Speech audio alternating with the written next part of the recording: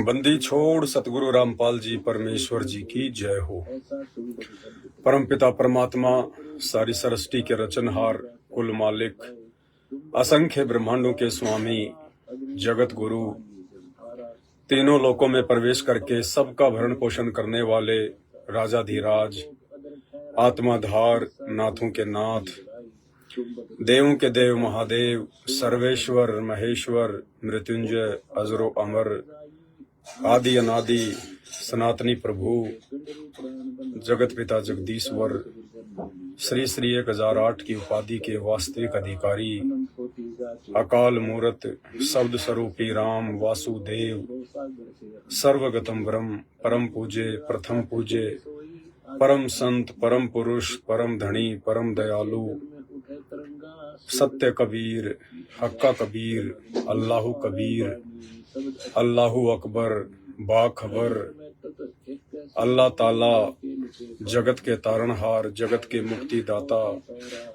जगत के जगन्नाथ, हारे के सहारे, हिंदुओं के राम, मुसलमानों के अल्लाह, सिखों के वाहिगुरु, ईसाइयों के मसीह, दया के सागर दया निधि, करुणा के सागर करुणा निधि, स्वयंभू परिभू, संकट मोचन, कष्ट हरण, मंगल करण, दुख भंजन, अविगत कबीर, निर्विकार निर्विषम परमात्मा, अलय अलेख सतगुरु, आदि अनादि सतगुरु, असली मर्यादा पुरुषोत्तम, असली राम, असली कृष्ण, असली घनश्याम, असली मुरारी, राजाओं के राजा, महाराजाओं के महाराजा, शहंशाहों के शहंशाह, सम्राटों के सम्राट, भगवानों के भगवान, अल्लाहों के अल्लाह, प्रभुओं के प्रभु, मसीहाओं के मसीह, सच्चे वाहिगुरु,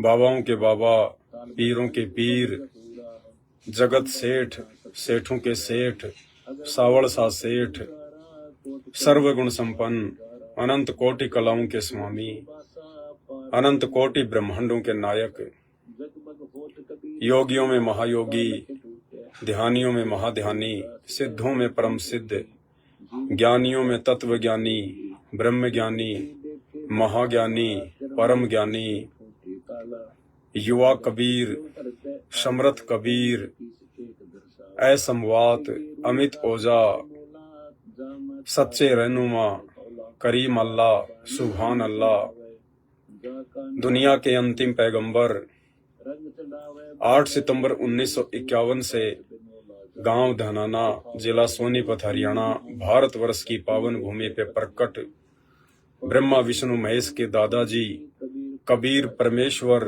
कल्कि पुरुष, संत श्रोमणी सतगुरु रामपाल जी परमेश्वर जी के चरण कमल में अनंत कोटि दंडवत प्रणाम। सत्साई भाई और बहनों, दया परमपिता परमेश्वर जी की, जिनके आशीर्वाद से दास आप सभी भगत भाई बहनों के बीच में सोशल मीडिया के माध्यम से साथ संगति के लिए रूबरू है।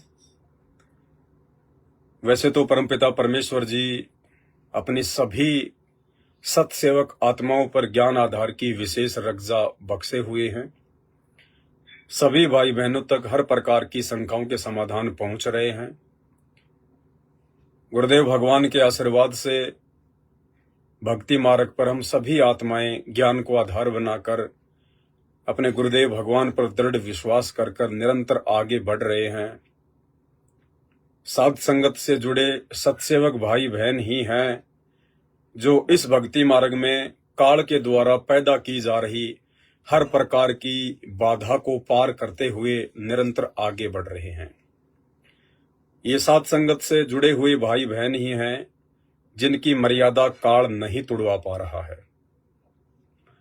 काल ने हर प्रकार से सैकड़ों भरकस प्रयास किए सन 2014 गुरुदेव भगवान के जेल जाने के बाद में कि इन आत्माओं को अपने षड्यंत्र में फंसा लूं, इनकी भी मर्यादाएं खंडित करवा दूं, इनको भी अनुपासना में सहयोगी बना दूं। जैसा कि हमारे बड़े भाई सतलोक आश्रम मैनेजमेंट हरियाणा से जुड़ी हुई आत्माओं को काल ने अपनी गोद में बैठा रखा है। सभी भगत आत्माओं की गर्दन काल के हाथ में है, क्योंकि ऐसी कोई भी मर्यादा नहीं है जो मर्यादा काल ने गुरुदेव भगवान के जेल जाने के बाद सन 2014 के बाद से सतलोक आश्रम मैनेजमेंट हरियाणा अर्थात पूज्य गुरुदेव भगवान के कलयुगी परिवार के माध्यम से संगत की ना तुड़वाई हो। राजनीति को परमात्मा ने सबसे गंदा और घटिया कार्य बताया है भक्ति मार्ग में। सतलोक आश्रम ने बेचारे भोले भगत भाई बहनों की वो मर्यादा भी तुड़वा दी। कभी कांग्रेस को सपोर्ट करवाते हैं, कभी बीजेपी को सपोर्ट करवाते हैं। वही दुनियादारी वाले कर्म जिन कर्मों को छोड़कर हम भक्ति मार्ग में आए थे। सन 2016 में हरियाणा में जाट आरक्षण, उस आरक्षण में भगत भाई बहनों को बैठा दिया गया, सबकी मर्यादाएं तुड़वा दी गई। भगत में जगत में कोई अंतर ही नहीं छोड़ा। और भी बहुत सारे कुकर्म, राजस्थान के गैंगस्टर आनंदपाल सिंह की सीबीआई जांच का समर्थन करवाना और 5 लाख रुपया भगत समाज के दान का राजपूत करनी सेना को चंदे के रूप में देना, अनेकों तरह से जो है मर्यादाएं तोड़वाई है। लेकिन सत्सेवकों पे काल का ये षड्यंत्र काम नहीं कर पाया। उसकी कोई भी प्लानिंग, उसका कोई भी डर सत्सेवकों के ऊपर काम नहीं कर पाया, क्योंकि सत्सेवकों पर परमात्मा की विशेष रजा, विशेष मेहर। भाई और बहनों, ज्यादा से ज्यादा 3 से 4 साल की बात है, ज्यादा से ज्यादा 3 से 4 साल वो होगा जो आज से पहले सदियों में नहीं हुआ, जो युगों में नहीं हुआ, जो सतयुग में नहीं हुआ, त्रेता युग में नहीं हुआ, जो द्वापर में नहीं हुआ, जो आज से पहले कलयुग में नहीं हुआ। 2028 के बाद वो धरती पर घटित होने जा रहा है। सतगुरु रामपाल जी भगवान पूर्ण परमात्मा के रूप में जनमानस के सामने उभर कर आएंगे। संत रामपाल जी परमेश्वर के अलावा धरती पर किसी को कोई भी भगवान नजर नहीं आएगा। हिंदू जिसे अपना सच्चा रहनुमा कहेंगे, मुसलमान जिसे अपना सच्चा रहनुमा कहेंगे, हिंदू जिसे अपना भगवान कहेंगे, ईसाई जिसे अपना मसीहा कहेंगे और सिख भाई जिसे अपना वाहे गुरु कहेंगे। सभी धर्मों के सभी लोग सदियों से चली आ रही अपनी उन परंपरागत और आदि अधूरी भक्ति साधनाओं को छोड़कर, त्याग कर, सभी बुराइयों से दूर होकर, विकारों से दूर हटकर, ना मुसलमान बकरे मारेगा, ना बकरा ईद मनाएगा, ना हिंदू शराब पिएगा, ना होली दिवाली मनाएगा, ना ईसाई क्रिसमस मनाएगा और चर्चों में जाएगा, ना सिख भाई लोहड़ी मनाएंगे और ना ही गुरुद्वारों में जाएंगे। घर घर में गुरुद्वारा स्थापित हो जाएगा, घर घर में मस्जिद और मंदिर स्थापित हो जाएगी, घर घर में चर्च स्थापित हो जाएगा। यानी सतगुरु रामपाल जी भगवान से नाम उपदेश लेने के बाद उन्हीं को अपना भगवान, अल्लाह, सच्चा रहनुमा, वाहे गुरु मानकर सभी धर्मों के सभी स्त्री पुरुष अपने घर पर ही उनका दरबार लगाकर, गुरु का दरबार लगाकर ज्ञान को आधार बनाकर भक्ति करेंगे। ये वर्तमान में थोड़ा अविश्वसनीय लग रहा है, लेकिन ऐसा ही होगा जो आज से पहले नहीं हुआ। ये बातें उन भाई बहनों को बहुत अच्छे से समझ में आती हैं जो सतगुरु रामपाल जी भगवान की शरण में हैं, जो उनके सत्संग सुन रहे हैं। आने वाले दिनों में सबको समझ में आएंगी, क्योंकि ये 2028 तक का जो समय है, ये युग परिवर्तन का समय है। बार बार आप लोगों को ये बातें बताई जाती हैं ताकि आपके दिमाग में ये बातें बैठ जाएं।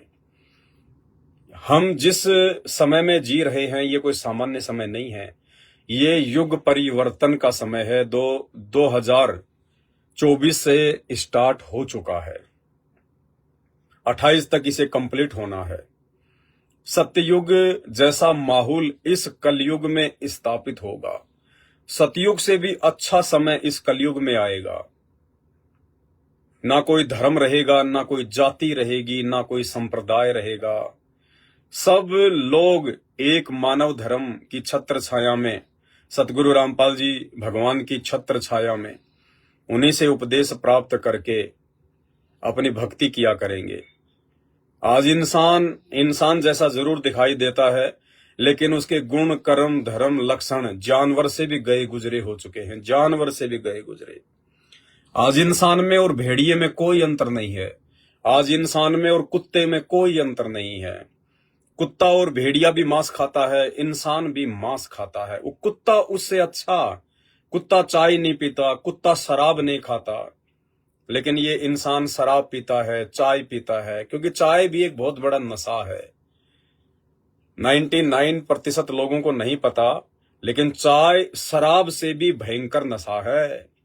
ये स्लो पॉइजन है। ये हमारे देश में अंग्रेजों के द्वारा, ब्रिटिश कंपनी के द्वारा, ईस्ट इंडिया कंपनी के द्वारा लाया गया था। चाय का पौधा हमारे देश का पौधा नहीं है, हिंदुस्तान का पौधा नहीं है। जब सन 1616 में ईस्ट इंडिया कंपनी पहली बार भारत में आई, तो अंग्रेजों ने हर प्रकार से एक रिहर्सल करी कि भारतीयों को हम कैसे जीत सकते हैं, हम इनको बुद्धि में जीत सकते हैं या इनको शारीरिक ताकत से जीत सकते हैं, या कैसे जीत सकते हैं। उन्होंने एक रिहर्सल करी। एक किसान भाई खेत में हल जोत रहा था, 2-4 अंग्रेजों ने अचानक से उसके ऊपर धावा बोल दिया, लेकिन उस किसान भाई ने अगले 5 मिनट के अंदर अंदर उन दोनों हट्टे कट्टे अंग्रेजों को धूल चटा दी, उनको जमीन में नीचे पटक दिया, उनको दोनों को दबा लिया अकेले ने। ऐसे 2-4 प्रयोग अंग्रेजों ने किए, तो अंग्रेजों को लगा कि भाई शारीरिक ताकत के मामले में हम भारतीयों को पराजित नहीं कर सकते हैं, तो कैसे करें, क्या करें। तो उन्होंने ये जानना चाहा कि भारतीयों में इतना बल कैसे है, इनमें इतनी ताकत कैसे है, इतनी शारीरिक पावर कहां से मिलती है इनको। तो उनको पता चला कि ये लोग सुबह उठते ही छाछ पीते हैं, दही खाते हैं, आधा बिलोया हुआ दही पीते हैं, मट्ठा खाते हैं, घी खाते हैं। इन लोगों के फालतू के कोई डिमांड नहीं है, फालतू के इनके मन में कोई गंदगी नहीं है, चरित्र से ये लोग पाक साफ हैं। इस कारण से इन लोगों का शरीर हट्टा कट्टा है। तो अंग्रेजों ने देखा अगर इसी प्रकार से ये लोग दूध, दही, छाछ, मक्खन, घी खाते रहे तो हम तो कभी भी इनके ऊपर राज नहीं कर पाएंगे। तो अंग्रेज बिलायत से, इंग्लैंड से एक चाय का पौधा लेके आए और भारत के दक्षिणी हिस्से में, केरला में, मुन्नार में, आसाम में, इधर उन्होंने चाय की खेती करवानी शुरू कर दी और घर घर में उन्होंने चाय पहुंचा दी, घर घर में चाय। और जो भारतीय सुबह उठते ही सबसे पहले दूध, दही, छाछ पिया करते थे, आज वो सबसे पहले उठते ही चाय की डिमांड करता है। और विशेषज्ञों ने ये साबित कर रखा है, मुझे बताने की जरूरत नहीं है, यूट्यूब पर जाकर देख सकते हैं। उन्होंने साबित कर रखा है कि हमारी बॉडी में, मानव स्त्री या पुरुष के शरीर में 90% जो बीमारियां वो चाय के कारण होती हैं। सबसे बड़ी बीमारी लीवर की, सबसे ज्यादा अटैक ये चाय लीवर पर करती है और लीवर से पूरी बॉडी कंट्रोल होती है। लीवर की 90% बीमारियां चाय के कारण होती हैं। हमें पता नहीं चलता, लेकिन ये स्लो पॉइजन है, धीरे धीरे अपना असर करता, धीरे धीरे धीरे धीरे। और एक समय ऐसा आ जाता है जब इंसान की उम्र 50, 60, 70 के आसपास पहुंच जाती है, उसके बाद वो बीमारियां उभर उभर कर सामने आती हैं, उभर उभर कर। माता बहनों का बांझपन से पीड़ित होना, माता बहनों के जो बच्चे उत्पन्न होते हैं उनके सफेद बाल, पैदा होते ही आंखों पे उनके चश्मा चढ़ जाना, बच्चों को विकृत पैदा होना, अपंग पैदा होना, मंद बुद्धि पैदा होना, ये सब कुछ चाय के कारण है। ये स्लो पॉइजन है। तो एक ये सोची समझी चाल थी। और आध्यात्मिक दृष्टि से परमपिता परमेश्वर सतगुरु रामपाल जी भगवान ने बताया कि चाय का जो पौधा है, देखो हर पौधे की जो उत्पत्ति है उसका एक इतिहास है।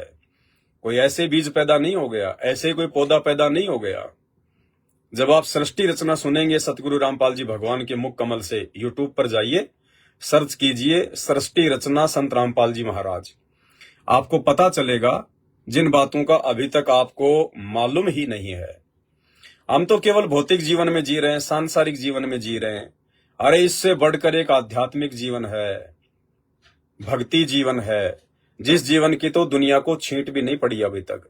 और उस आध्यात्मिक जीवन की जानकारी के बिना चाहे देश का राष्ट्रपति हो, चाहे प्रधानमंत्री, चाहे रंक, सबका जीवन बर्बाद है। अगला जन्म 84 लाख योनियों में गधे कुत्ते की योनि से शुरू होता है, क्योंकि भगवान के दरबार में कोई राजा नहीं देखा जाता, कोई गरीब या रंक नहीं देखा जाता। वहां तो भक्ति देखी जाती है कि यह मनुष्य शरीर आपको भक्ति करने के लिए प्रदान किया गया था।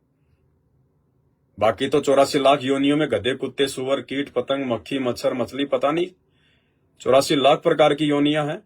वो लोग ना भक्ति करते, ना उनको पता, ना वो मंदिर जाते, ना उनको मंदिर उनको बनाने आते, नंगे घूमते हैं। ये बुद्धि परमेश्वर ने केवल इंसान को दी है, स्त्री पुरुष को दी है। और ये बुद्धि केवल परमात्मा की पहचान करके, भक्ति करके, सच्चे गुरु की तलाश करके, उसकी शरण में आकर और फिर सदा सदा के लिए मोक्ष प्राप्त करने के लिए दिया है परमात्मा ने। तो अभी 99.99% दुनिया आध्यात्मिक मार्ग से अपरिचित है। और थोड़े बहुत लोग यदि भक्ति कर भी रहे हैं तो कोई मंदिर में जाके अपना समय बर्बाद करता है, कोई मस्जिद में जाके समय बर्बाद करता है, कोई चर्च और गुरुद्वारों में जाके अपना अनमोल समय बर्बाद करता है, क्योंकि पत्थरों में भगवान नहीं है। कबीर परमेश्वर कहते हैं, पत्थर पूजे हरि मिले तो मैं पूजूं पहाड़। और इससे तो चक्की भली जो पीस खाए संसार। सरेआम कहा करते थे परमात्मा अपनी वाणियों में कि पत्थर पूजे भगवान मिले तो मैं पूज लूं पहाड़। कि भाई अगर एक छोटा सा पत्थर पूजने से, एक छोटे से पत्थर की मूर्ति बनाई जाती, हनुमान जी की, माता जी की, राम जी की, श्री कृष्ण जी की, राधा जी की, या और किसी देवी देवता की, तो कबीर साहिब कहते हैं अगर वो छोटा सा पत्थर पूजने से अगर भगवान मिलता हो तो भाई मैं तो पहाड़ की पूजा कर लूं, पहाड़ की, मुझे तो बहुत जल्दी भगवान मिलेगा। लेकिन कहते हैं ये सब पाखंड है, ढोंग है, आडंबर है, शास्त्रों के विरुद्ध है, भक्ति के विरुद्ध है, देखा देखी भेड़ चाल में चल रहे हो। पत्थर पूजे हरि मिले तो मैं पूजूं पहाड़, इससे तो चक्की भली जो पीस खाए संसार। अरे तुम्हारे उन भगवानों से, उन पत्थरों के भगवानों से तो आटा पीसने वाली जो चक्की आती है, उसके जो पाट आते हैं दो, वो पत्थर के बने होते हैं। कहते हैं वो पत्थर से बने पाट तुम्हारे इन पत्थरों के भगवान से लाख गुना अच्छे हैं। कम से कम वो खाना खाने के लिए, पेट की भूख बुझाने के लिए आटा तो पीस रहे हैं। तुम्हारे भगवान तो उतना काम भी नहीं करते ये पत्थरों के। अरे इंसान जीवित है, इंसान जो है वो चेतन है। चेतन का मतलब जिसमें चेतना होती है, जो बोल सकता है, देख सकता है, चल सकता है, समझ सकता है, खा सकता है, उसको कहते हैं चेतन। इंसान चेतन है। और चेतन होकर वो पूजा किसकी करता है? जड़ की। जड़ यानी पत्थर, लोहा, सोना, चांदी, उनसे बनी मूर्तियां जो जड़ हैं। जड़ का मतलब जो केवल एक जगह ही पड़ा रहता है, जो ना बोल सकता, ना चल सकता, ना उठ सकता, ना बैठ सकता, ना खा सकता, ना बात कर सकता। तो कहते हैं हे मानव शरीरधारी प्राणी, तू डींग मारता है कि मैं 21वीं सदी का इंसान हूं। इंसान चांद पर जा चुका है, हम 21वीं सदी में जी रहे हैं, विज्ञान ने इतनी उन्नति कर ली। तो परमेश्वर कहते रहे नालायक, विज्ञान ने तो उन्नति कर ली लेकिन तूने तो नहीं करी। तू तो वहीं का वहीं पड़ा है। चेतन होके जड़ को पूज रहा है, इंसान होके तू पत्थरों को पूज रहा है। तू काहे का इंसान है, काहे का 21वीं सदी में जी रहा है। तू तो आज भी आदि मानव है, दिमागी रूप से तू आज भी आदि मानव है, आदि मानव। और ये 10, 20, 40, 50 साल का जीवन भोग के फिर वापस गधे कुत्ते सूअर की योनि में जाएगा बिना भक्ति के। शास्त्र पढ़ के देखो, शास्त्र 4 वेद, गीता जी, 18 पुराण, 6 शास्त्र, मनु स्मृति, कुरान, पुराण, बाइबल, तौरेत, जबूर, इंजल, गुरु ग्रंथ साहिब, बाइबल, ये पढ़ के देखो। लेकिन ये ऐसे पढ़ने से समझ में नहीं आती, इनको पढ़ाने वाला चाहिए। और इन सभी शास्त्रों को सही सही से पढ़ाने वाला, इन सभी शास्त्रों का निष्कर्ष निकाल कर हमें समझाने वाला कि भगवान कौन है, परमात्मा कौन है, किसकी भक्ति करनी चाहिए। हिंदुओं का असल में अल्लाह कौन है, मुसलमानों का असल में भगवान कौन है, ईसाइयों का असल में मसीहा कौन है, सिखों का असल में वाहे गुरु कौन है। इस बात की जानकारी वर्तमान में पूरी सृष्टि में एकमात्र तत्वदर्शी संत सतगुरु रामपाल जी परमेश्वर जी के पास है। बाकी भटक भटक के मर जाओ, पत्थरों पे सिर पटक पटक के मर जाओ, लेकिन परमात्मा नहीं मिलेगा। तो भाई और बहनों, दुनिया समझेगी लेकिन अपनी दुर्गति करवाने के बाद में समझेगी। हिंदू भी समझेगा, मुसलमान भी समझेगा, ईसाई भी समझेगा, सिख भी समझेगा और झक मरा कर समझेगा, लेकिन अपनी दुर्गति करवा कर समझेगा। 2028 के बाद समझेगा। और जो समझ चुके हैं, जो सतगुरु रामपाल जी भगवान की शरण में आ चुके हैं, उनका सौभाग्य, उनका परम सौभाग्य, वो भक्ति का रस पी रहे हैं। आने वाले युग परिवर्तन के समय में अपने बचाव का रास्ता खोज रहे हैं।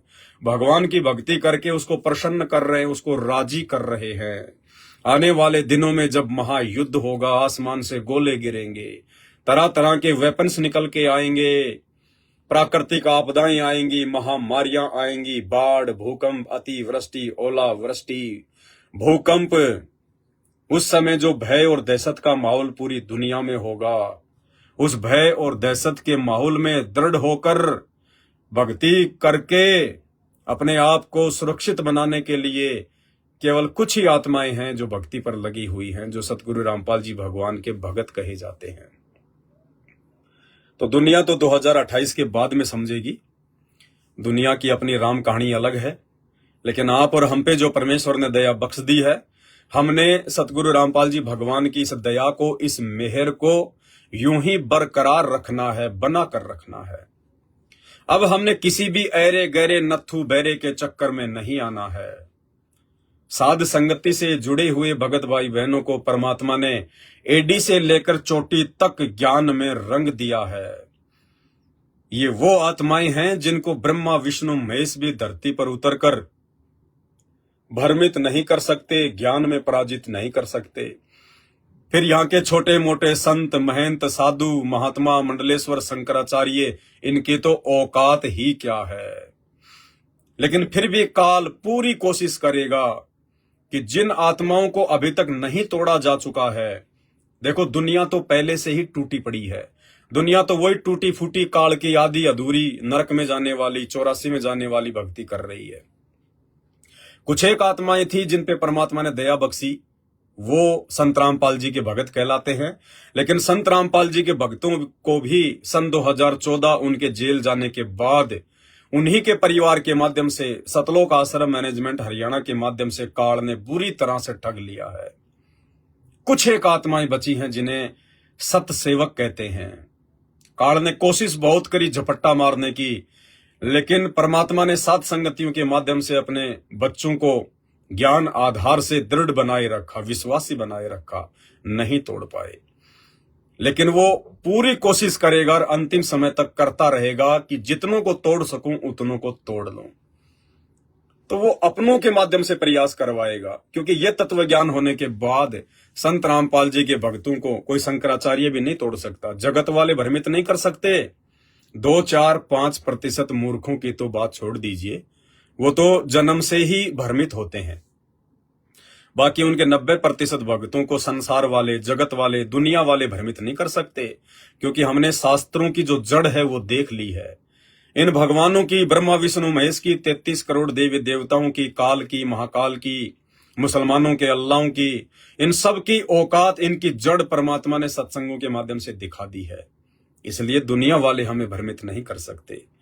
इसलिए काल यदि चाल चलेगा भ्रमित करवाने के लिए, तो भगत भाइयों के माध्यम से ही करवाएगा। सतलोक आश्रम मैनेजमेंट हरियाणा ने बहुत प्रयास किए तोड़ने के, लेकिन नहीं टूट पाए। फिर कुछ एक लोग जो सात संगतियां छोड़ छोड़ के अपनी खुद की कमजोरी के चलते जो परमात्मा से दूर होकर बकवाद करने लग गए थे, उनके माध्यम से काल ठगने का प्रयास करेगा। कुछ एक इस तरह के लोग जो ना खुद भक्ति करते हैं ना दूसरों को भक्ति करने देते हैं, वो साकट की श्रेणी में है। इसलिए परमात्मा कहते हैं, कहते को कहीं जान दे, गुरु की सीख तू ले, साकट और सवान को उल्टा जवाब ना दे। इसलिए दास की तो आदत है, दास ऐसे साकट और कुत्ते टाइप व्यक्तियों को जो सारा दिन बकवाद करते रहते हैं, जो ना 3 समय की आरती करते हैं, ना मंत्र जाप करते हैं, ना सत्संग सुनते हैं, उनका केवल एक ही मकसद है कि साध संगति से भक्तों को कैसे तोड़ा जाए। तो दास तो ऐसे साकट व्यक्तियों को जवाब नहीं देता है, क्योंकि मुझे मेरे परमात्मा ने ये अद्भुत अनमोल ज्ञान देकर समझा दिया है कि बेटा, दुनिया की आदत है भौंकने की। जो कुत्ता होता है वो शीशे में अपने ही परछाई को देखकर भौं भौं करके मर जाता है। इसलिए हमने उनकी तरफ ध्यान नहीं देना है, आगे की तरफ बढ़ना है, क्योंकि वो काल प्रेरित आत्माएं हैं। काल ने उनकी ड्यूटी लगा रखी है कि वो भोंक के जो कच्चे पक्के भगत है उनमें थोड़ी बहुत शंका पैदा कर दे। तो दास तो इन सभी से भली भांति परिचित है, क्योंकि ये दास की ही संगति में थे। पहले जितने भी लोग जो भोगते हैं सात संगति के खिलाफ, ये पहले दास की संगति में थे। अब इनकी दाल गली नहीं। जिस मनसा को लेकर ये सात संगति से जुड़े थे, जिन स्वार्थों को लेकर ये लोग सात संगति से जुड़े थे, क्योंकि ये लोग ना तो पवन दास को समझ पाए ना सात संगतियों को समझ पाए। इन्होंने देखा कि दुनिया हमारे पीछे भी चले, लोग हमारे को भी इतना ही महत्व दें जितना कि इस पवन दास को देते हैं। लोग हमारे वीडियो भी इसी प्रकार से शेयर करें, इसी प्रकार से 4-4, 5-5 घंटे की वीडियो देखें जो पवन दास की वीडियो लोग देखते हैं। लेकिन भाई, ये पवन दास ने सोचा नहीं था कि मैं ऐसा करूं ऐसा करूं। नहीं, पवन दास तो केवल अपना शिष्य धर्म निभाते हुए परमात्मा के आशीर्वाद से, उनके आदेश से, उनकी सत प्रेरणा से अपने भगत भाई बहनों को समझाने के लिए मात्र सात संगति में निमित्त बना हुआ है। अगर मेरी शुरू से ऐसी कोई मनसा होती कि भगत समाज मेरे पीछे लगे, भगत मेरी बातों को महत्व दे, भगत मेरे वीडियो देखे, भगत मेरे को फॉलो करे, तो परमात्मा कभी भी मुझे 2 कदम भी आगे नहीं बढ़ने देता। क्योंकि सतगुरु रामपाल जी भगवान के भक्ति मार्ग में जो व्यक्ति अपने मन में स्वार्थ पाल लेता है, जो व्यक्ति अपने मन में कोई छल कपट रखता है, परमात्मा उसको कभी भी नहीं अपनाता, कभी भी नहीं अपनाता। तो उन लोगों ने देखा, भाई ये पवनदास की तरह लोग हमें महत्व नहीं दे रहे, हमारी बातों को लोग सुन नहीं रहे, और पवनदास को जिस प्रकार से लोग सेवाओं के लिए पैसा देते हैं, फिर पवनदास परमात्मा की सेवा में वो पैसा लगाता है करोड़ों रुपया। आज भी परमेश्वर की दया है 5-10 हजार रुपए तो रोजाना भगत भाई बहन डालते हैं। जबकि दास तो मना करता है कि भाई मुझे आवश्यकता नहीं है, सेवाएं हो चुकी हैं, आगे सेवाएं होंगी तो दास आपको बता देगा। लेकिन फिर भी भगत भाई बहन विश्वास करते हैं, उनको दृढ़ विश्वास है इस बात का, क्योंकि उन्होंने दास की लगभग 7-8 वर्षों से संगति की है। उनको पता है इस बात का कि ये परमात्मा का बच्चा, ये मरने को मर जाएगा, लेकिन ये अपने भगत भाई बहनों को भ्रमित नहीं होने देगा। ये भ्रमित नहीं कर सकता, उल्टा रास्ता नहीं बता सकता।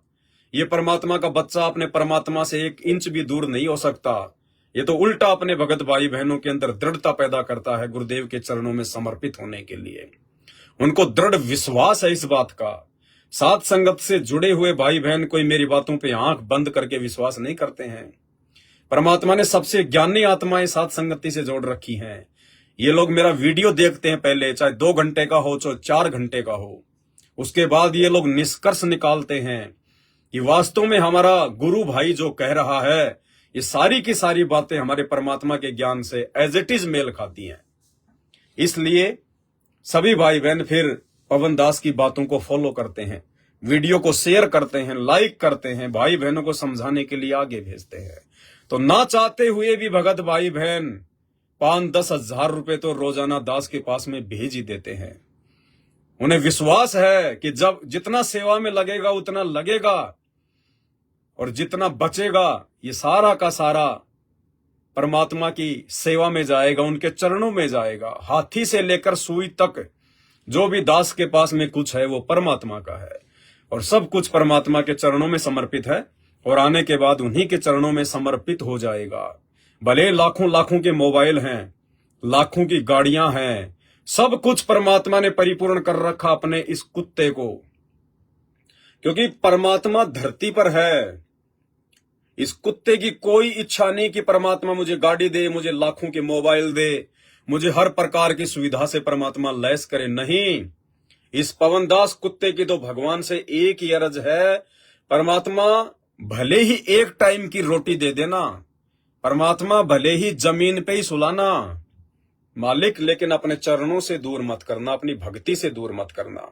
इस कुत्ते की भाई बहनों की सेवा के एक भी रुपए में कोई आस्था नहीं है कि ये मेरा है, ये मेरा है। जिस दिन मेरा मेरी होने लगी उसी दिन परमात्मा पिछवाड़े पे लात मार देगा कि तेरे जैसे 336 भगत है मेरे। जब परमात्मा 650 साल पहले भैंसे राम को एक पशु को निमित्त बनाकर और पंडितों के भंडारे में वेदों के 5 मंत्र बुलवा सकता है, तो उस परमात्मा को आज अपने काम के लिए पवन दास की जरूरत नहीं है। वो समर्थ है, वो तो आकाशवाणी के माध्यम से भी अपना काम कर सकता है। उसको तो ना पशु की जरूरत है, ना इंसान की जरूरत है।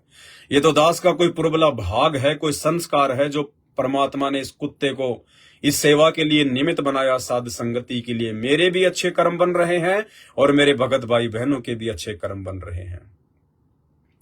तो भाई, पवन दास से राग द्वेष और ईर्ष्या रखकर आप कभी भी सतगुरु रामपाल जी भगवान को प्राप्त नहीं कर सकते। भले आप अपने आप को भगत समझ रहे हैं, आप उनके सत्संग सुन रहे हैं, भक्ति कर रहे हैं, लेकिन पवन दास को परमात्मा ने साध संगति के लिए निमित्त बनाया है। ये पवन दास कोई अपनी मर्जी से खड़ा नहीं हुआ है। आने वाले समय में तो सबकी आंखें खुल जाएंगी। आज भले देखा देखी में गुरुद्रोही, फलाना द्रोही, कोई दिक्कत नहीं है। कहने को तो दुनिया हमारे गुरुदेव को भी देशद्रोही कहती है। हरियाणा सरकार ने उन पर देशद्रोह का मुकदमा लगा रखा है, सजा कर रखी है। पूरे हरियाणा में किसी से भी जाके उनका नाम ले लो, देशद्रोही देशद्रोही। लेकिन हमें पता है कि देशद्रोही क्या होता है, देशद्रोही की क्या परिभाषा है, देशद्रोही के क्या लक्षण होते हैं। तो इसी प्रकार जो ज्ञानी आत्माएं हैं, जो तत्व ज्ञान को आधार बना चुकी हैं, साध संगति से जुड़ी हुई हैं, उन्हें अच्छे से पता है कि गुरुद्रोही की क्या परिभाषा होती है, गुरुद्रोही के क्या लक्षण होते हैं। इसलिए भाई और बहनों, ये जो साध संगति से जो जुड़े हुए हीरे मोती लाल हैं परमात्मा के, ये जितने टूटने थे उतने टूट चुके हैं। काल ने अपने एजेंटों को निमित्त बनाकर साध संगतियों से जोड़कर और फिर साल 6 महीने साध संगति में रहकर फिर अपनी बकवाद करके जिन 10-20 आत्माओं को तोड़ कर ले गए, वो ले गए। वो कचरा था, उसको परमात्मा ने साध संगति में रखना भी नहीं था। अब जो आत्माएं हैं वो परमेश्वर के हीरे मोती लाल हैं। उन्हें आप साम दाम दंड भेद किसी भी प्रकार से नहीं तोड़ सकते। तो इसी कड़ी में ऐसी घटिया चाल चलते हुए, क्योंकि देखो जीव की बस की बात नहीं है भाई और बहनों, जीव कभी भी अच्छा बुरा कर ही नहीं सकता।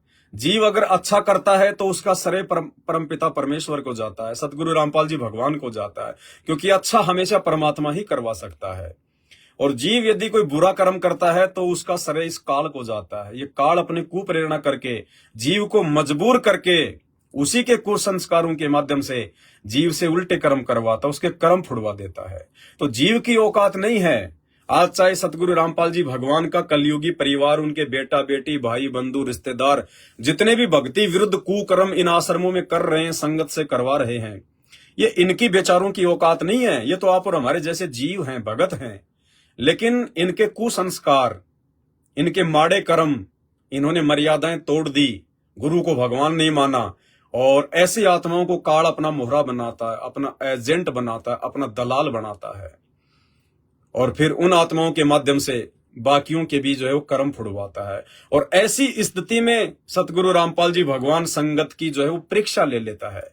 परमात्मा चुप हो जाता है कि बहुत अच्छा काम हो गया, मैंने भी ज्ञान अच्छे से दिया हुआ है, 28 साल हो गई, ज्ञान देने में कोई कमी नहीं छोड़ी, और अब ये काल इन आत्माओं को तोड़ने का प्रयास कर रहा है।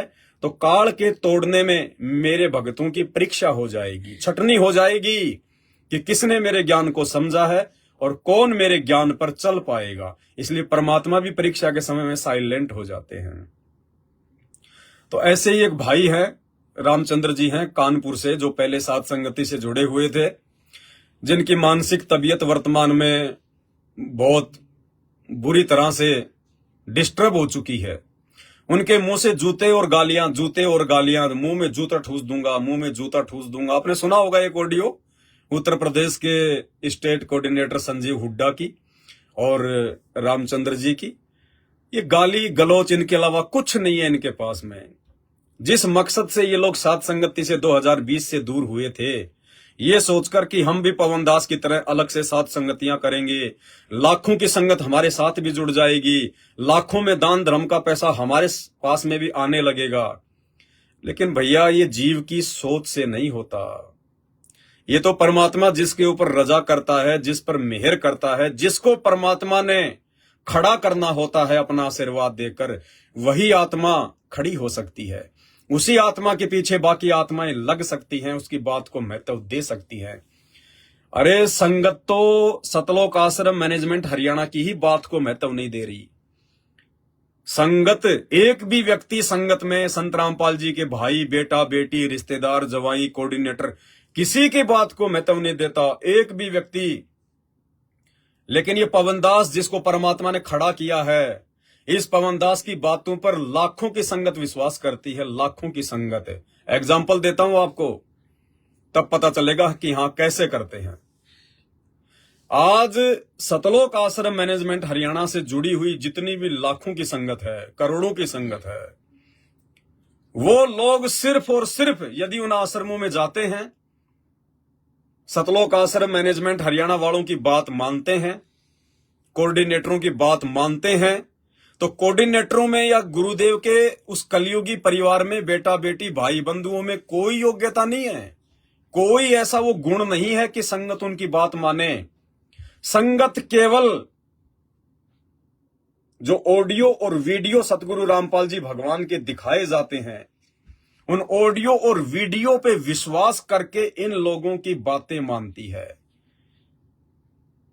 क्योंकि एक समय ऐसा आ गया था 2014 बरवाला कांड के बाद 2018 में साध संगतियों के माध्यम से जो प्रचार किया जा रहा था बरवाला कांड का, जो सच्चाई बताई जा रही थी, सतगुरु रामपाल जी भगवान के बेटा बेटियों के जो कुकर्म, कोऑर्डिनेटरों के कुकर्म, किसी की लड़की भगा ले गए, किसी की औरत भगा ले गए, कोई शादी कर रहा है, कोई शादियों में डीजे बजा रहा है, सतगुरु रामपाल जी भगवान के छोटे भाई महेंद्र उर्फ मोहनलाल के कुकर्म, उनके बेटों के कुकर्म, ये सारी बातें जब साध संगतियों के माध्यम से भगत समाज को वीडियो बना बना के बताई जा रही थी प्रमाणों के साथ, तो 2018 में एक समय ऐसा आ गया था, संगत तेजी से टूटने लगी, तेजी से लोग साध संगतियों से जुड़ने लगे।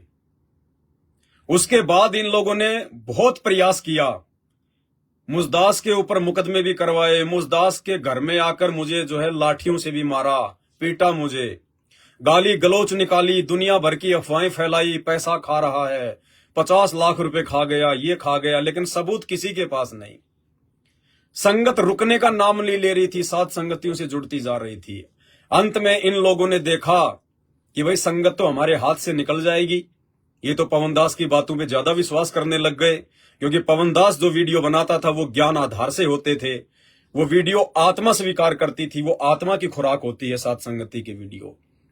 तो इन लोगों ने देखा कि संगत के ऊपर तुम्हारी बातों का कोई असर नहीं हो रहा, तुम्हारे दबाव का, तुम्हारे डर का कोई असर नहीं हो रहा, क्योंकि इनकी भक्ति समाप्त हो चुकी थी, इनके वचन में शक्ति नहीं थी।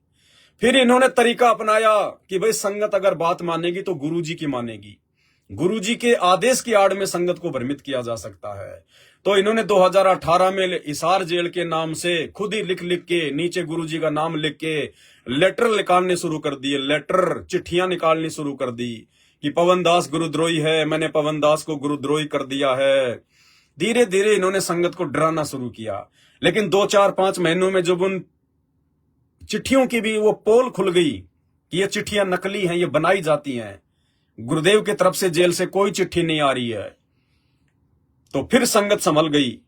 फिर इन्होंने देखा संगत फिर हाथ से निकल रही है, फिर इन्होंने ऑडियो निकालनी शुरू कर दी। इन्होंने गुरुदेव को जाकर आम व्यक्ति समझकर, आम मानुष समझकर मुझ पवन दास के खिलाफ गुरुदेव को भड़काना शुरू कर दिया, उल्टी सीधी बातें बताना शुरू कर दिया कि गुरुदेव, वो पवन दास तो आश्रम खोलकर बैठ गया, वो पवन दास संगत को नाम देने लग गया।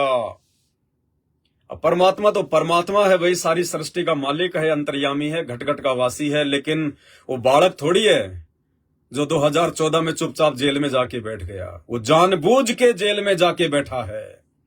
काल ने तो अपनी काल प्रेरित आत्माओं के माध्यम से, मैनेजमेंट के माध्यम से बरवाला कांड को जो है करवा दिया, लेकिन परमात्मा चुपचाप रहे। मालिक भी चाह रहे थे कि मैं भी अपने भक्तों की परीक्षा ले लूं इसी कांड के माध्यम से। अरे ज्ञान ही थोड़े दिया जाऊंगा, 28 साल हो गई और कितना ज्ञान दूंगा। अब ये भी तो देखूं मेरे ज्ञान पे कौन टिका, कौन कितना समझा। स्कूल में बच्चे को कोई पढ़ाए थोड़ी जाते हैं, 1 साल के बाद उसकी परीक्षा भी तो ली जाती है। तो परमात्मा भी चुपचाप जाके जेल बैठ गए और देखता हूं वह पीछे से कौन क्या करता है। तो कहते हैं गुरु को मानुष जो गिने और करे चरना अमृत को पान, ते नर नरक में जाएंगे जन्म जन्म बने समान। तो सतगुरु रामपाल जी भगवान को मानुष मानकर, उनको मानुष समझकर सतलोक आश्रम मैनेजमेंट हरियाणा वालों ने, गुरुदेव के परिवार वालों ने अपने स्वार्थों के चलते कि पवन दास के पीछे अगर संगत यूं ही चलती गई तो हमारा तो धंधा फेल हो जाएगा, धंधा फेल हो जाएगा हमारा। काल को चिंता हो गई तो इन्होंने संगत को पवन दास के खिलाफ, मुझ दास के खिलाफ भड़काना शुरू कर दिया, झूठ बोलना शुरू कर दिया। अरे ये भी नहीं देखा कि सामने भगवान बैठा है, ये जेल में परमात्मा बैठा है। लेकिन भाई और बहनों, हरियाणा में कहावत है कि दीपक के नीचे हमेशा अंधेरा होता है। घर का जोगी जोगना, बाहर का जोगी सिद्ध।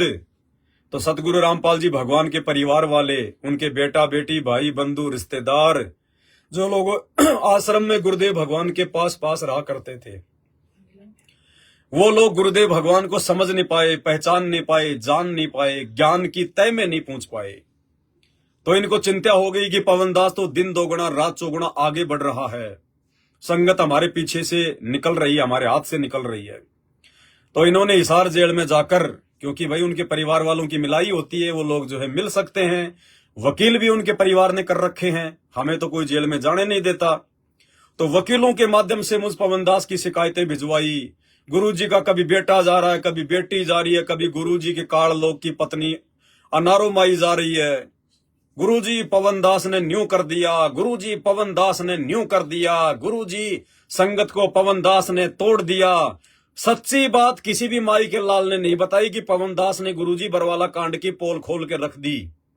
गुरुजी, हम लोगों ने आपके साथ में जो धोखा किया था अपनी मूर्खता के चलते, अहंकार में आकर पुलिस वालों के साथ में जो लड़ाई झगड़ा, भगतों को काले कपड़े पहनाकर कमांडो बनाकर करवाया, जिसमें 5 भगत मर गए, जिसका झूठा मुकदमा आपके ऊपर लग गया और भगत तो भगोड़े बन के भाग गए और गुरुजी पकड़े गए और गुरुजी के ऊपर मर्डर का मुकदमा लग गया, जिसमें गुरुजी को आजीवन जो है उम्र कैद की सजा सुना दी गई।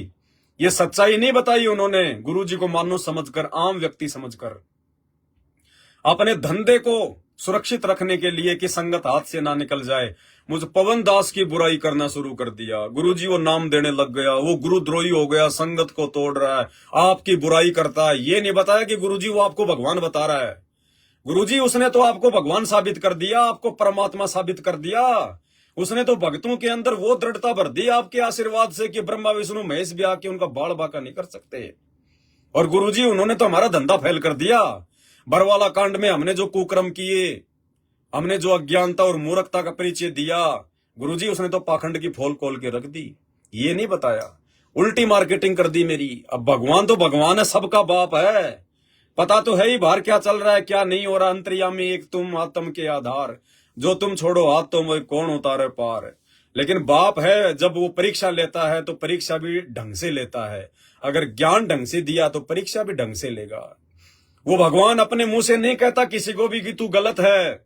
अगर भगवान ये कह दे अपने परिवार वालों को जो कि जन्म से ही गलत हैं, अगर गुरुजी अपने बेटा बेटी, भाई बंधु, रिश्तेदार, उन कोऑर्डिनेटरों को कह दे कि नालायको तुम्हारी औकात तो मुझे पहले पता चल गई थी। अरे गधो, मेरे रहते सहते काल कभी मेरे बच्चों को मार सकता है क्या सतलोक आश्रम में? क्या कभी काल भगवान के आश्रम को कभी उजाड़ सकता है क्या? लेकिन मैंने उसको उजड़ने दिया क्योंकि तुम लोगों ने अति पार कर दी। तुम लोगों ने आश्रम में कुकर्म करने शुरू कर दिए थे माता बहनों के साथ में। तुम लोग मुझे परमात्मा नहीं मानते थे, मुझे भगवान नहीं मानते थे, जिस कारण से तुम्हारे को ये झटका देना था। तुम काल प्रेरित आत्माओं को अपने से दूर करना था। आने वाले समय में हजारों साल जो मेरी भक्ति चलेगी, मेरा मार्ग चलेगा, तुम जैसे काल के दूतों को, काल के दलालों को, काल के एजेंटों को मुझे मेरे इस मार्ग से दूर करना था, इस गंदगी को मुझे बाहर निकालना था। अगर मैं कह दूं संगत को कि ये मेरे जो परिवार वाले हैं ये गलत हैं, तो मेरी बात संगत इतना यकीन नहीं करेगी, क्योंकि उन्होंने तुम्हारे कुकर्म देखे नहीं है जो तुम साइलेंट में करते हो। इसलिए बरवाला कांड में परमात्मा चुपचाप रहे। और आज भाई बहन, आज आप सबके सामने है कि इस परमात्मा की संगत से गंदी राजनीति किसने करवाई। 2019 में कांग्रेस को वोट और सपोर्ट, और अभी बीजेपी सरकार को वोट और सपोर्ट किसने करवाया? हिसार जेल में बैठे संत रामपाल जी ने, या बाहर उनके काल एजेंटों ने, उनके परिवार वालों ने, इन मैनेजमेंट वालों ने? अरे एक गुंडे की सीबीआई जांच का समर्थन, अंग्रेजी में गैंगस्टर बोलते हैं, हिंदी में उसको गुंडा बोलते हैं। आनंदपाल सिंह जो मर चुका है, राजस्थान का था, पुलिस एनकाउंटर में मारा जा चुका। अरे उस गैंगस्टर की सीबीआई जांच का समर्थन तुम संत रामपाल जी के भक्तों से करवा रहे हो। इसका मतलब संत रामपाल जी भी तो फिर गुंडों के समर्थक हो गए। अगर संत रामपाल जी का नाम लेके उनका परिवार गैंगस्टरों की सीबीआई जांच का समर्थन करवा रहा है, तो इसका मतलब उनकी नजरों में संत रामपाल जी भी गुंडों के समर्थक हैं। अजमेर में राजपूत करनी सेना की रैली में 5 लाख रुपए सुखदेव सिंह गोगा मेडी को दिए जाते हैं। इसका मतलब संत रामपाल जी तो गुंडों का समर्थन करते हैं। वो देख रहा था बैठा बैठा कि ये क्या गुल खिला रहे हैं। परीक्षा चल रही थी ये संगत की कि कौन इनके झांसे में आएगा और कौन मेरे ज्ञान को आधार बनाएगा।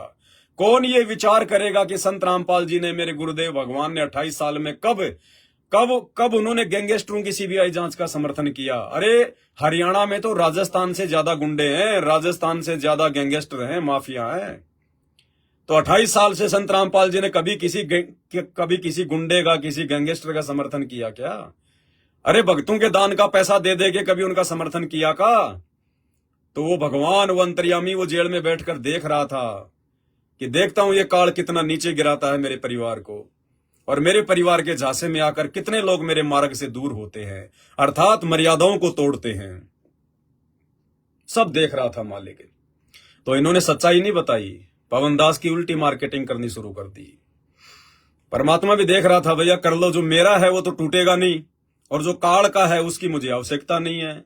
तो इस पवन दास को, इस कुत्ते को 8 साल से इन्होंने मेरी वो दुर्गति करी है, इन्होंने मुझे वो दुख और दर्द दिया है, इन्होंने मुझे इतनी मार लगाई है, इतना मुझे पीटा है, इतना मुझे इन्होंने संगत से बेइज्जत किया है। भाई और बहनों, जिस भगवान के प्रति नाम दीक्षा लेने के बाद मैं तन मन धन से समर्पित हो गया था, मेरे जीवन का, मेरे गुरुदेव की भक्ति और सेवा के अलावा दूसरा कोई मकसद नहीं था ज्ञान समझ में आने के बाद, उस भगवान का नाम ले लेके और मुझे गुरुद्रोही घोषित कर दिया जाता है। उस भगवान से मुझे कहलवा दिया जाता है कि तू गुरुद्रोही है, तू गंदी नाले का कीड़ा है, इसको संगत से बाहर कर दो, बेदखल कर दो। अगर वो भगवान अपने ऐसे भगत को इस प्रकार के वचन कहे, तो सोचो भाई और बहनों, जो भगत उसी भगवान को समर्पित है पूरी तरह से, उस भगत का क्या होगा। अगर बैकग्राउंड में उसी भगवान का फुल टू फुल सपोर्ट ना हो, उस भगवान का अगर आशीर्वाद ना हो, तो भाई और बहनों ये पवन दास कब का आत्महत्या कर लेता, कब का। वो भगत फिर जी नहीं सकता। तो मेरा मालिक मेरे साथ में, मेरा गुरुदेव भगवान, वो 2 तरफा खेल खेलता है। हर समय परमात्मा मेरे साथ रहा। मालिक ने मुझे हिम्मत दी कि बेटा, जैसे कुम्हार घड़े के अंदर हाथ रखता है, ऊपर से चोट मारता है, तू मेरा घड़ा है, घड़ा। और इन परिस्थितियों में मैं संगत की परीक्षा ले रहा हूं, और मेरा जो परिवार है सतलोक आश्रम मैनेजमेंट हरियाणा, उनको आगामी समय 2028 के बाद मैं सेवाओं से दूर कर रहा हूं। वो गंदगी है, वो मेरा साथ नहीं निभा पाएंगे, वो काल के एजेंट हैं। क्योंकि जब ये परमात्मा धरती पर आता है तो काल भी साथ में अपने एजेंट भेजता है उनके आसपास, ताकि वो मार्ग सही प्रकार से ना चले। जैसे 650 साल पहले परमात्मा आए तो काल ने अपना दूत भेज दिया उनके पास में, उनके घर में भेज दिया, कमाल। फिर भगवान ने धर्मदास के माध्यम से अपने पंथ को आगे चलाने की सोची, तो नारायण दास उसके बेटे के रूप में काल भेज दिया। तो इसी प्रकार भाइयों, वर्तमान में सतगुरु रामपाल जी भगवान खुद कबीर परमात्मा धरती पर आए हैं। तो इनके बेटा बेटी, भाई बंधु, रिश्तेदार, ये सब के सब काल के एजेंट हैं, काल के एजेंट हैं। ज्ञानी आत्माएं तो इनके कुकर्मों से समझ जाएंगी, और बाकी जो मूर्ख हैं वो 2028 के बाद समझ जाएंगे, जब परमात्मा सबको साइड में उठा के पटक देंगे। एक नई परमात्मा की सेना तैयार होगी, नए सेवादार होंगे, नया मैनेजमेंट होगा। ये मैनेजमेंट नहीं होगा वर्तमान वाला, ये तो दुश्मन है परमात्मा का, ये तो स्लो पॉइजन है संगत के लिए, सारे उल्टे कुकर्म कर रहा है। तो उल्टी मार्केटिंग इन्होंने की, लेकिन परमात्मा पल पल अपने बच्चे के साथ रहे। कितने लोग आए साथ संगतियों में, कितने लोग गए। वो संजय काल का दूत जो आज वो गुरुद्रोही बना हुआ बैठा है, जिसके नाम के साथ मेरा नाम जोड़कर, मुझ पवन दास का नाम जोड़कर ये मैनेजमेंट संगत को भ्रमित करता रहता है। नाम मेरा और फोटो दिखाता है संगत को संजय की कि देखो ये आशीर्वाद दे रहा है, ये 56 प्रकार के भोग खा रहा है। फोटो दिखाएगा संजय की और नाम बताएगा मेरा। इतना दोगलापन इनके अंदर। ये परीक्षा चल रही है। उसके बाद में परमात्मा ने मेरठ में 7 संगतियां शुरू करवाई। मेरठ में भी वो काल के दूत हो गए। उसके बाद परमात्मा ने रामचंद्र जो है वो कानपुर वाला, वो भी काल का दूत हो गया, वो भी भाग गया। उसके बाद कोई पंजाब से आया, वो भाग गया। मध्य प्रदेश से कोई लॉर्ड बुद्धा फाउंडेशन वाले आए, वो भाग गए। फिर साल भर पहले 2-4 और आए थे, वो भी संगत को तोड़ ताड़ के भाग गए। हमारी गाड़ी भी चोरी करके ले गए 24 लाख रुपए की। कोई बात नहीं, परमात्मा ने और दे दी हमारे को, उससे भी अच्छी गाड़ी दे दी भगवान ने। मालिक के घर में किसी बात की कोई कमी नहीं है, कोई घाटा नहीं है। परमात्मा ये देखता है कि मेरे बच्चे सच्ची नीयत से सेवा करें। भगवान पता नहीं क्या कर दे अपने बच्चों के लिए। तो परमात्मा ने सब कुछ परिपूर्ण कर दिया बंदी छोड़ने। मालिक ने इतनी दया कर रखी है इस दास के ऊपर, इस गधे के ऊपर इतनी दया कर रखी है भगवान ने। आज एक जिला कलेक्टर भी इतने आराम से इतनी जो है वो नहीं रहता। एक जिला कलेक्टर को भी दिन में 10-12 घंटे काम करना पड़ता है, तब जाके उसको लाखों की सैलरी मिलती है। इस कुत्ते पर, अपने भगत पर, और वो भगवान तो सब पे करना चाहता है, सब पे। परमात्मा का विधान है, जो पतिव्रता पद पे आ जाएगा, जो अपने गुरु को भगवान मान लेगा, जो अपने दिलो दिमाग से, मन कर्म वचन से छल कपट को निकाल देगा, जो अपने मन से लोभ लालच और स्वार्थों को निकाल देगा, परमात्मा तो सबको राजा का जीवन देगा। राजा का जीवन इसी जीवन में। अरे अगर सतगुरु रामपाल जी भगवान के भगत अगर खुश नहीं होंगे, सुखी नहीं होंगे, धन धान्य से परिपूर्ण नहीं होंगे, तो कौन होगा। लेकिन जो लोग नहीं हो पा रहे हैं, अभी उनमें कमियां हैं, तो वो लोग अपनी कमियों को देखे कि क्या कमी है। दूसरों के सुखों को देखकर जलो मत भाई, ईर्ष्या मत करो, और नीचे जाओगे, और नीचे जाओगे। तो इस पवन दास को परमात्मा ने संगत में एक उदाहरण बताया, एक मालिक ने एक एग्जाम्पल बनाया। 650 साल पहले परमात्मा ने 64 लाख भक्तों की परीक्षा लेने के लिए एक वेश्या को निमित्त बनाया, गणिका बहन को निमित्त बनाया। और वर्तमान इस कलयुग की बिचली पीढ़ी में संगत की परीक्षा लेने के लिए परमात्मा ने इस पवन दास को निमित्त बनाया है। इस पवन कुत्ते को खड़ा किया है संगत की परीक्षा के लिए। और ये लाखों की संगत है। अरे सतगुरु रामपाल जी भगवान को तो क्या जानेगी ये संगत, क्या पहचानेगी ये संगत। इस भगवान की पहचान 24 घंटे कान के मोबाइल लगा के सत्संग सुनने से नहीं होती है। इस भगवान की पहचान पिछले संस्कारों से और वर्तमान में उनके आशीर्वाद से होती है। अरे जो संगत अपने जैसे एक जीव को नहीं समझ पा रही, मेरे हजारों के तादाद में वीडियो संगत में जा चुके हैं। फेसबुक पर मेरा पेज है पवन दास इज लाइव, हजारों वीडियो संगत देख चुकी है। उसके बावजूद संगत अपने जैसे 2 कोटि के जीव की पहचान नहीं कर पा रही, इस पवन दास को नहीं पहचान पा रही, तो अपने भगवान को क्या खाक पहचानेगी। अरे ये लाखों की संगत एक गुरुद्रोही की परिभाषा को नहीं पहचान पा रही, और जिस भगवान पर देशद्रोह की परिभाषा लगी हुई है, धारा लगी हुई है, उसको ये मूर्ख संगत क्या समझेगी, जिंदगी में नहीं समझेगी। भगवान को पहचानने से पहले उसके भगत को पहचानो, उसके भगत को जानो। पहले साथ संगति के वीडियो देखो, उसके बाद वो भगवान पहचान में आएगा। तुम्हारे मन में तो राग द्वेष ईर्ष्या छल कपट भरा पड़ा है, तुम्हारी बुद्धि काल ने ऑफ कर रखी है। और ऐसी नीच आत्माओं के पास में गुरुदेव भगवान 1 सेकंड भी नहीं रुकते, 1 सेकंड भी। इसीलिए तो भाई सात संगत से जुड़े हुए भगत भाई बहनों के आचार विचार व्यवहार बोलचाल में, और सतलोक आश्रम मैनेजमेंट हरियाणा से जुड़े हुए और साध संगत से टूटकर काल प्रेरित होकर जा चुके लोगों के आचार विचार व्यवहार बोलचाल में रात दिन का अंतर है। तो भाई और बहनों, मेरा कहने का मतलब सिर्फ इतना है, आने वाले समय में जब गुरुदेव जेल से बाहर आ जाएंगे, उस समय तो सब कुछ क्लियर हो ही जाएगा कि ये परमात्मा की लीला चल रही है, ये परीक्षा चल रही है संगत की। लेकिन उस समय उन लोगों का किसी भी प्रकार से कोई भी बचाव नहीं हो पाएगा। वो लोग परमात्मा के हृदय में जगह नहीं बना पाएंगे जो लोग वर्तमान में साथ संगति से जुड़कर इस पूरे खेल को नहीं समझ पाएंगे।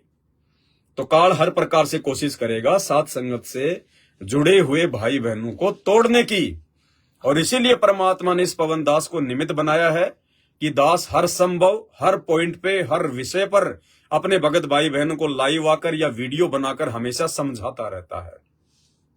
और जो दृढ़ आत्माएं हैं जिनकी समझ में आ चुकी है, उन आत्माओं को कोई दूसरा व्यक्ति भ्रमित नहीं कर सकता किसी भी प्रकार से, किसी भी तरह से। तो ऐसे ही जो रामचंद्र जी हैं कानपुर वाले, अब वो क्या करते हैं, ये लोग ये घटिया नीतियां अपनाते हैं। इनके पास और तो कोई चारा है नहीं, लोग इनसे जुड़ते नहीं। हमारे वीडियो देख देख के राग द्वेष ईर्ष्या में ये जो है मतलब कि जलते जा रहे हैं। तो ये क्या करते हैं, हम लोग व्हाट्सएप के जो ग्रुप बना रखे हैं 2 4 5, जिनमें हजारों भाई बहन जुड़े हुए हैं, तो ये क्या करते हैं, क्योंकि काल के लोग तो ऐसा ही करते हैं, छल कपट का सहारा लेते हैं। उनके पास ऐसा कोई ज्ञान तो है नहीं, ऐसी कोई समझ तो परमात्मा की जो है तरफ से उनको जो है मिली हुई नहीं है कि वो अपने वचनों से वो परमात्मा के ज्ञान के ऊपर साध संगतियां करके संगत को जो है वो प्रभावित कर सकें। ऐसा उनके पास में कुछ है नहीं, ऐसी कोई योग्यता उनके पास में है नहीं। उनकी वाणी में, उनके शब्द में वो पावर, वो शक्ति भगवान ने दी नहीं, तो वो छल कपट का सहारा लेते हैं। तो व्हाट्सएप के ग्रुपों में जुड़ के साध संगति का लोगो लगा के और व्हाट्सएप के ग्रुपों में जुड़कर फिर सारे नंबर निकालेंगे, अपनी आंखें खराब करेंगे, अपना समय बर्बाद करते हैं बैठ के। 1-2 दिन में हजारों नंबर अपने मोबाइल में टाइप करेंगे, फिर नया ग्रुप बनाएंगे मुझ पवन दास के नाम से, साध संगति के नाम से व्हाट्सएप पे नया ग्रुप बनाएंगे, उन सभी भाई बहनों को उस ग्रुप में जोड़ेंगे और फिर उनका एक ही मकसद होता है कि पवन दास के खिलाफ झूठ साच पेश करो, ऑडियो वीडियो पवन दास के खिलाफ झूठे साचे लिख लिख के और लोगों को भ्रमित करो। भाई देखो, मैं बहुत बार ये क्लियर कर चुका हूं, आप लोगों का समय भी बहुत ज्यादा कीमती होता है, इसलिए मैं ज्यादा समय आपका भी बर्बाद नहीं करता हूं परमात्मा की ज्ञान चर्चा के अलावा। देखो, मुझे इन बातों से कोई फर्क नहीं पड़ता है। 1-2 भगत भाई बहन होते हैं जो नए नए साथ संगति से जुड़ते हैं, जो उन लोगों की काल प्रेरित हरकतों के विषय में वो पहले से वो परिचित नहीं होते हैं। वो दास के पास में भेज देते हैं कि भगत जी ये कोई निकम्मा आदमी है, पता नहीं हमें व्हाट्सएप के ग्रुपों में जोड़ के फालतू की बकवाद भेज रहा है। तो भाई देखो, एक चीज मैं क्लियर करना चाहता हूं और बार बार मैं क्लियर भी कर चुका हूं। भाई देखो, मुझे भगवान ने जिस काम के लिए खड़ा किया है वो काम है ज्ञान आधार से भगत भाई बहनों से साध संगति के माध्यम से चर्चा करना, परमात्मा के सत्संगों का निष्कर्ष निकाल के उनके आशीर्वाद से आप भाई बहनों तक पहुंचाना, ताकि हमारी आत्मा जो है दृढ़ हो जाए, गुरुदेव के प्रति हमारा विश्वास दृढ़ होता चला जाए, भक्ति मार्ग में हमारे में दृढ़ता आए, हम किसी और की पूजा पाठ के चक्कर में ना पड़े, हमें कोई भी व्यक्ति मर्यादाओं से दूर ना कर सके। तो दास तो 24 घंटे परमात्मा की इसी सेवा में लगा रहता है। मेरे पास तो फालतू में किसी के ऑडियो वीडियो देखने का समय भी नहीं होता है, और रियलिटी बता रहा हूं आपको, मैं किसी के ऑडियो वीडियो देखता भी नहीं हूं। मुझे फुर्सत ही नहीं अपने भगवान की ऑडियो वीडियो देखने से। अरे मेरे भगवान ने इतना अच्छा ज्ञान दे रखा, इतने अच्छे सत्संग दे रखे हैं, मुझे उनको सुनने से ही फुर्सत नहीं है। मैं दुनिया वालों की बकवाद क्यों सुनूंगा, चाहे भगत हो चाहे जगत हो। तो वो भाई कहते हैं कि भाई हमें इस प्रकार से ग्रुपों में जोड़ रहे हैं, भगत जी ये ग्रुप या आपने बनाया है क्या? भाई ना मैं कोई ग्रुप बनाता, और जो ग्रुप मैंने बना रखे उनमें केवल परमात्मा के ही वीडियो आएंगे, साध संगति के ही वीडियो आएंगे, ज्ञान आधार की बातें आएंगी, उनमें दुनिया भर की बकवाद नहीं आती उनमें। तो ये इस तरह के लोग हैं जो ये छल कपट का सहारा लेते हैं कि देखो ये काल का ये षड्यंत्र होता है, काल की कोशिश होती है, क्योंकि काल तो चाहेगा कि ये मेरा भोजन मेरे हाथ से निकलता जा रहा है, वो हर संभव ये प्रयास करेगा कि छल बल करके कैसे भी करके मैं तोड़ूं। तो भाई जो कच्चे पक्के होंगे वो टूट जाएंगे, जो टूट जाएगा उसके टूटने से मुझ पवन दास को कोई दर्द नहीं, कोई दुख नहीं, कोई तकलीफ नहीं, और जो नहीं टूटेगा वो मुझे अपनी भक्ति नहीं देने वाला। मैं तो केवल अपना शिष्य धर्म अपने गुरुजी के प्रति निभा रहा हूं कि उनकी गैर हाजिरी में उनके ज्ञान का प्रचार करना, उनके ज्ञान का निष्कर्ष निकाल के भगत भाई बहनों तक पहुंचाना, उनको जो है विश्वासी बनाना। बाकी मेरा कोई स्वार्थ नहीं है, चाहे कितने भी टूटो और कितने भी जुड़ो, मैं किसी का हिसाब किताब नहीं रखता। मुझे कोई सेना नहीं जोड़नी है, मैंने कोई आश्रम नहीं बनाना, मुझे मैनेजमेंट वालों की तरह कोई आपसे ज्योति पाठ और दान का पैसा नहीं लेना। वो पैसा लेके फिर मुझे जो है गंदी राजनीति में नहीं लगाना, गुंडों की सीबीआई जांच में नहीं लगाना, अपनी खुद की मौज मस्ती में यूज नहीं करना, अपने कर्म नहीं फोड़ने मुझे। ना मुझे कोई गुरु बनना है, ना मुझे कोई संत बनना है। दास तो भगत है और भगत बनने का प्रयास कर रहा है मालिक से प्रार्थना करके। और दास तो केवल अपना आत्म कल्याण चाहता भाई, अपना आत्म कल्याण। परमात्मा कहते हैं सतगुरु के दरबार में ऐसा कोई एक, सतगुरु के दरबार में गाहक कोटि अनंत, और 4 चीज वो चाहते, रिद्धि सिद्धि मान महंत। कहते 90% जो लोग होते हैं, जो उस परम संत से, तत्वदर्शी संत से जो जुड़ते हैं, उनका एक ही मकसद होता है सतगुरु के दरबार में और ग्राहक कोटि अनंत। 4 चीज वो चाहते, रिद्धि सिद्धि मान महंत। मान बढ़ाई, रिद्धि सिद्धि, धन माया, ये संतपणा। कहते वो तो इसीलिए जुड़ते हैं, वो काल के हैं। और कहते हैं सतगुरु के दरबार में फिर ऐसा कोई एक, इन 4 को ठोकर मार के जो चाहे सतगुरु अलेख। इन 4 को ठोकर मार के, ना उसको रिद्धि चाहिए, ना सिद्धि चाहिए, ना मान बढ़ाई चाहिए, ना महंताई चाहिए, ना उसको कोई जो है गुरु पद चाहिए, उसको तो केवल अपना सतगुरु चाहिए, उसको तो केवल अपने मोक्ष से मतलब है। तो दास तो भैया इस कैटेगरी का इंसान है कि इन 4 को ठोकर मार के और चाहे पुरुष अलेख। और धीरे धीरे हमारे सत्सेवक भाई बहन भी इसी रीति पर आगे बढ़ रहे हैं। हमने ये नहीं चाहिए, हमने माया नहीं चाहिए, ये पैसा नहीं चाहिए, लेकिन परमात्मा कहते हैं बेटा जिस दिन तू मेरे प्रति समर्पित हो जाएगा, जिस दिन तू पतिव्रता धर्म पर आ जाएगा, और जिस दिन वो अंतर्यामी परमात्मा अंदर से देख लेगा कि ये मेरा भगत अब मेरा हो चुका है, ये मुझे छोड़कर नहीं जाने वाला, चाहे धरती इधर से उधर क्यों ना हो जाए, इसके मन में अब कोई भी छल कपट राग द्वेष ईर्ष्या किसी के साथ नहीं आ सकती, चाहे कोई इसका कितना बुरा क्यों ना करे। कहते हैं उसके बाद परमात्मा सतगुरु अपने भगत का हाथ पकड़ लेता है। और जिस भगत का परमात्मा एक बार हाथ पकड़ लेता है, फिर यहाँ की कोई भी शक्ति उस भगत को जो है दुखी नहीं कर सकती, उसको परेशान नहीं कर सकती। दुखी और परेशान करने का मतलब उसका बाढ़ बाका नहीं कर सकती। बाकी तो काल तो अपना पूरा प्रयास जो है वो करता रहेगा, उसको डगमग करने का, उसको डराने का, धमकाने का, उसको विचलित करने का। लेकिन सतगुरु के उस पतिव्रता धर्म पे आ चुके भगत को फिर ये काल दूर नहीं कर सकता।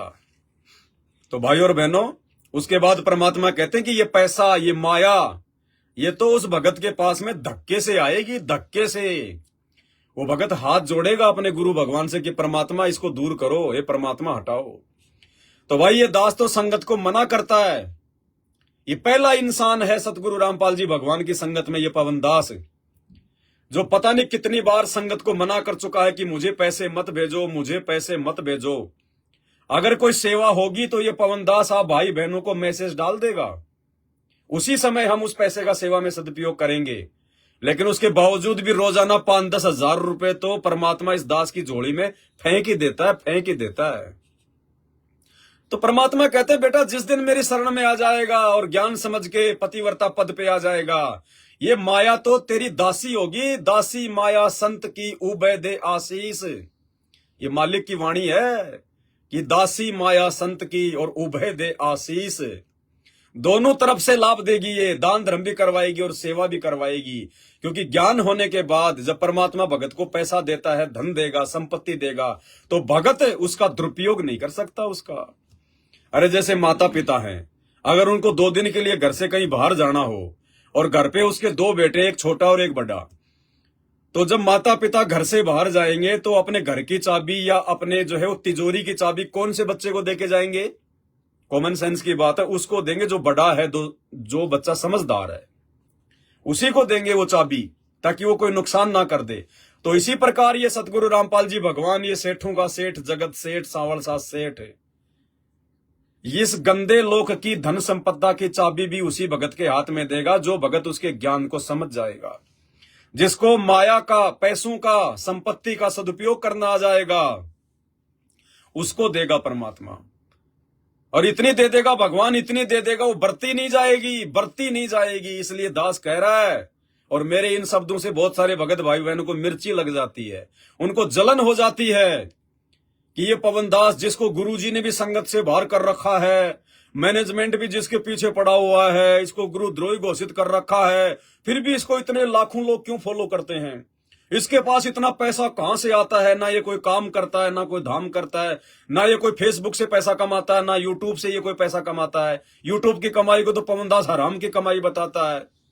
तो इसके पास इतना ठाट बाट कहां से हो गया? ठाट बाट मेरा बाप करवा रहा है, मेरा बाप सतगुरु रामपाल जी भगवान, वो सांवरसा सेठ, जगत का सेठ, उसके नाम में धोखा नहीं है, उसकी शरण में धोखा नहीं है। अगर धोखा है, कोई कमी है, तो भगत की कमी है कि भगत पूरी तरह से समर्पित नहीं हो पा रहा है। तो ये तो रजा है मेरे मालिक की, मेरे मौला की, मेरे सतगुरु की, मेरे सच्चे रहनुमा की।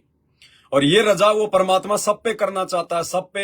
अरे एक जिला कलेक्टर महीने में 2 लाख कमाता होगा, 3 लाख कमाता होगा, 5 लाख कमाता होगा, और सारा दिन उसका पैर नहीं टिकता, कितनी टेंशन रहती है उसको है। और परमात्मा देखो अपने इस बच्चे को जिला कलेक्टर से बढ़िया तरीके से रख रहा है, ना कोई काम, ना कोई धाम, ना कोई टेंशन, ना कोई परेशानी। और परमेश्वर इतनी माया दे रहा है, फिर उस माया का परमात्मा सदुपयोग भी करवा रहा है। अरे मैनेजमेंट वाले, गुरुदेव के परिवार वाले, उनके बेटा बेटी तो इतनी झूठ बोलते हैं, इतना पाखंड, संगत को डराते हैं, धमकाते हैं, तुम्हें गुरुद्रोही कर देंगे, आश्रम में नहीं आने देंगे, अपने कर्म फोड़ रहे हैं। उसके बाद संगत को डरा धमका के ज्योति पाठ का पैसा उन आश्रमों में ले रहे हैं, और वो पैसा फिर अपने कर्म फोड़ने के लिए और संगत के कर्म फोड़ने के लिए कभी राजनीति में लगाते हैं, कभी दे दान में, कभी रक्त दान में, कभी कहीं भंडारा लगा रहे हैं, कभी कहीं कर रहे हैं, कभी गैंगस्टरों की सीबीआई जांच में 5-5 लाख रुपए दे रहे हैं, कभी हरियाणा के जाट आरक्षण में 20-20 लाख रुपए दे रहे हैं। वो संगत के कर्म फोड़ रहे हैं। और यहां परमात्मा माया की माया दे रहा है, और ऊपर से बंदी छोड़ हमारे शुभ कर्म बनवा रहा। इसको कहते हैं 5 उंगली हाथ में, 5 उंगली घी में, ये है। तो भाई परमात्मा सतगुरु रामपाल जी भगवान ये अपने सभी भक्तों को इसी प्रकार से मौज करवाना चाहता है, सभी भक्तों को अपने हाथों पर रखना चाहता है, इसी प्रकार से राजा बना के। क्योंकि हमारे भगवान राजाओं के राजा हैं, तो हम उनके बच्चे क्या हुए? हम राजकुमार हैं। अरे इस 21 ब्रह्मांड में असल में कोई राजकुमार है तो परमात्मा के साथ संगत से जुड़े हुए बच्चे हैं। तो राजकुमार को, जिसका बाप राजा सम्राटों का सम्राट हो, उसका बाप कभी अपने शहजादे को, अपनी शहजादियों को, अपने राजकुमारों को, अपनी राजकुमारियों को वो किसी चीज के भरोसे नहीं रहने देता, अपनी पलकों पे रखता है, अपने हाथों पर। ये दुनिया जले तो जले, मिर्ची लगे तो लगे, वो ऐसे मर जाएंगे। वो एक गाड़ियों पे लिखा होता है ना, चलती है गाड़ी, उड़ती है धूल, जलते हैं दुश्मन, खिलते हैं फूल। तो भाई वो जलते रहेंगे, और हमें वो परमात्मा इसी प्रकार से निरंतर भक्ति मार्ग पर आगे बढ़ाते रहेंगे। और इस दास को परमात्मा ने टेंशन फ्री, हर प्रकार से टेंशन फ्री इसीलिए रखा हुआ है कि बेटा तेरे को ना तेरे खाने की चिंता होने दूंगा, ना तुझे जिंदगी में कभी हॉस्पिटल जाने दूंगा, ना किसी दुर्घटना में मरने दूंगा। तेरा किसी प्रकार से कोई भी व्यक्ति चाहेगा तेरा वो अहित नहीं कर पाएगा, कोई भी जो है तेरा मतलब की बुरा नहीं कर पाएगा तेरा, बस तू मेरी मर्यादा में रहना। और तेरे को जो मैंने टेंशन फ्री छोड़ दिया है, ना तुझे पैसों की चिंता, ना तुझे खाने पीने की चिंता, गाड़ी घोड़े मैंने तेरे को तेरी औकात से बढ़ के दे दिए, मोबाइल सोबाइल हर प्रकार की चीजें। ये देखो भाई और बहनों, परमात्मा की दया है, लेकिन मालिक को पता है कि मेरा बच्चा इनका सदुपयोग करेगा। जिस मोबाइल से दास लाइव आ रहा है, परमात्मा ने एप्पल का लेटेस्ट फोन दिलवा रखा है, साथ में ये S24 सैमसंग का सबसे ऊंचा फोन 1.5 लाख का, साथ में ये वन प्लस का 12 प्रो मैक्स सबसे हाई फाई, वीवो का सबसे हाई फाई। अरे कितने परमात्मा ने दे रखे हैं, लेकिन इनका सदुपयोग करता है दास। इन चारों फोनों में दिन रात परमात्मा की सेवा चलती है। दास के बच्चों को परमात्मा ने आईफोन दिलवा रखे डेढ़ जो मतलब लाख रुपए के, लेकिन मौज मस्ती के लिए नहीं दे रखे। वो बच्चे सेवा करते हैं उसमें परमात्मा की। दास जितने भी वीडियो बनाता उनको एडिट करना, 2-2 लाख रुपए के लैपटॉप दे रखे हैं, एलईडी बोर्ड दे रखा है परमात्मा ने 3-3 लाख रुपए का, 30-30 लाख रुपए की दास को भगवान ने जमल की गाड़ी दे रखी है। क्यों? किसी को ठगा नहीं, किसी को लूटा नहीं, झूठ बोल के नहीं लेते, परमात्मा दिलवाता है।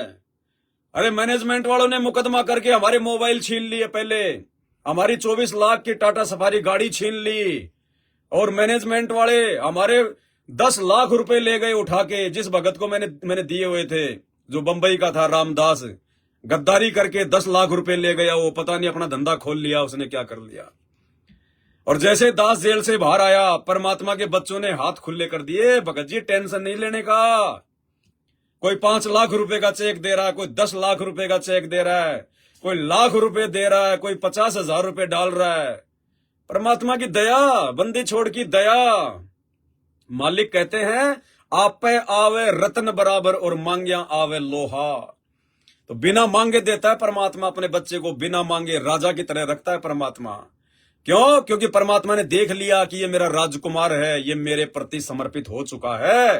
धरती इधर से उधर हो जाएगी, लेकिन मेरा ये बच्चा मेरे से दूर नहीं हो सकता। अपने भगत भाई बहनों को ये कुशिक्षा नहीं दे सकता। अपने स्वार्थ के लिए ये पवनदास अपने भगत भाई बहनों को ठग नहीं सकता। ये झूठ नहीं बोलेगा, छल कपट नहीं करेगा। और इस पवनदास को कोई टेंशन नहीं है, कोई चिंता नहीं है। आज अगर भगवान इसको राजा की तरह रख रहा है, और कल को यदि भगवान इसकी परीक्षा लेने के लिए अगर इसका रोड पे सामान पटक देगा, तो उस समय भी ये रंग का बंका की तरह भगवान की महिमा करेगा। वो झोपड़ी जल गई तो जल गई, झोपड़ी की चिंता नहीं करेगा। ये रोड पर भी बैठ के भगवान की साथ संगति करेगा, मोबाइल में लाइव आके भाई बहनों को समझाएगा, अपनी दुख तकलीफ नहीं रोएगा। इसलिए भाई वो अंतर्यामी भगवान है, समर्पित हो जाओ उसके प्रति। और ये तो कुछ नहीं, जब उस भगवान ने ये दुनिया वालों को हमें तो दे क्या दिया, हमें पास तो है ही क्या, हमारी औकात से बढ़कर दे दिया जो भी है वो।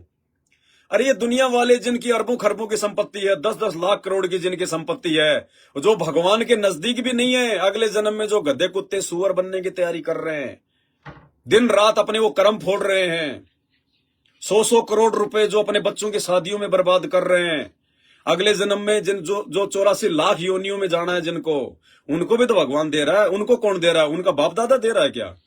अरे उनको भी तो उनके पिछले जन्मों की भक्ति के कारण वो परमात्मा सदगुरु रामपाल जी भगवान ही दे रहा है। तो जब परमात्मा उन ज्ञानहीन जगत वालों को दे रहा है, अरबों खरबों दे रहा है, तो अपने भक्ति करने वाले बच्चों के लिए परमात्मा कोई कमी छोड़ेगा क्या? इसलिए दास की विनती है, दास की प्रार्थना है, मुझ पवन दास से ईर्ष्या करने का मतलब है सतगुरु रामपाल जी भगवान से दूर होना। ये नोट कर लेना भाई। दास बहुत पहले से बोलता आ रहा है, और उसके बावजूद भी जिन जिन लोगों ने मुझ पवन दास के साथ में राग द्वेष ईर्ष्या की है, आज वो ना घर के है ना घाट के, धोबी के कुत्ते बन के बैठे हुए हैं। आज वो रामचंद्र की तरह सिर्फ वो चिल्लाने में लगे रहते हैं, लेकिन बिगाड़ कुछ नहीं पाते, कर कुछ नहीं पाते, और ना कुछ कर पाएंगे। वो चिल्ला चिल्ला कर ही जो है वो मर जाएंगे। इसलिए भाई बहनों से मेरी प्रार्थना है। कुछ भाई बहन कह रहे थे कि भगत जी थोड़ा सा बताओ उसके बारे में, तो दास भाई किसी के बारे में कुछ नहीं बताएगा। दास केवल वो बताएगा जो बातें बताने के लिए मेरा गुरुदेव भगवान मुझे आदेशित करता है। मुझ पवन दास को ये मानव शरीर, ये किसी 2 कोटि के जीव के बारे में जानकारी देने के लिए नहीं मिला है। ये फालतू के लोगों की लाइव आके भगवान ने जो साधन दिए मोबाइल, ये भगवान की सेवा के लिए, उन फालतू के लोगों की चर्चा के लिए नहीं है भाई। इसलिए भाई और बहनों, जिसने टिकना है टिको, जिसने नहीं टिकना वो चाहे आज ही जाओ छोड़ छाड़ के। पवनदास तो 8 साल से यही कहता आया है, भैया मुझे किसी की आवश्यकता नहीं है, मुझे भगवान मिल गया, भक्ति मिल गई, मैं तो अपना शिष्य धर्म निभा रहा हूं, आप भाई बहनों के साथ मिल बैठ के साथ संगति करके। बाकी मेरा कोई स्वार्थ नहीं है, मुझे कोई लोभ नहीं है, मुझे कोई लालच नहीं है, ना मुझे कोई गुरु बनना, ना मुझे कोई आश्रम खोलना, कुछ नहीं करना। आज भगवान अगर राजा की तरह रख रहा है तो राजा की तरह रह रहा हूं, लेकिन अपना धर्म, अपनी भक्ति, अपनी सेवा नहीं भूल रहा। और कल को भगवान अगर रोड पे रखेगा तो ये दास रोड पर भी आपको इतना ही जो मतलब की प्रसन्न जो है वो नजर आएगा, इतना ही आपको जो है वो खुश नजर आएगा। जो राखूं त्यों ही रहूं हमरा के चारा, और खाने जाद खरीद हूं, ये सतगुरु मैं गुलाम तुम्हारा। दास के तो ये भाव है, ये भाव रहेंगे भाई। और जो भगत, जो व्यक्ति अपने आप को इस प्रकार से ज्ञान आधार से अपने गुरुदेव के रंग में रंग लेता है, फिर परमात्मा उसको रोड पे नहीं आने देता। परमात्मा तो उसको दिन ब दिन ऊपर ही ऊपर, ऊपर ही ऊपर, ऊपर ही ऊपर। तो भाई और बहनों, ये ज्ञान आधार की भक्ति है। और ये राग द्वेष ईर्ष्या करना, ये काल का षड्यंत्र है। ये काल तुम्हारे कर्म फुड़वा रहा है मुझ पवनदास से ईर्ष्या करवा के। वरना इन ऑडियो वीडियो को देखो जो साथ संगति में बन रहे हैं, ये कौन बना सकता है भगवान के आशीर्वाद के बिना। ये सतगुरु रामपाल जी भगवान के आशीर्वाद के बिना तुम्हारा बॉलीवुड का, हॉलीवुड का अरबों खरबों रुपए लगा के भी ये वीडियो नहीं बना सकता। वो बकवाद बना सकते हैं, वो तड़क भड़क नंगे गाने, नंगी फोटोएं, उल्टे सीधे ड्रामे बाजी, दुनिया को बर्बाद कर सकते हैं वो लोग फिल्मों के नाम पे। ये साध संगति के जो वीडियो बन रहे हैं ज्ञान आधार से, जो आत्मा की खुराक है, वो तो मन की खुराक है, और ये साध संगति की वीडियो आत्मा की खुराक है। एक एक वीडियो अरबों खरबों का है, अरबों खरबों का कीमत नहीं है। 3 लोग भी अगर तोल दो तो भी पवनदास के एक वीडियो के बराबर नहीं है, क्योंकि ये सतगुरु रामपाल जी भगवान के सत्संगों पर आधारित हैं। इस पवनदास के वीडियो सतगुरु रामपाल जी भगवान के सत्संगों पर आधारित हैं। और परमात्मा के सत्संग, चाहे तीनों लोगों की संपत्ति क्यों ना रख दो एक तराजू में, और एक तरफ संत रामपाल जी का 1 घंटे का सत्संग, पासिंग भी नहीं है वो 3 लोग की पूरी संपदा।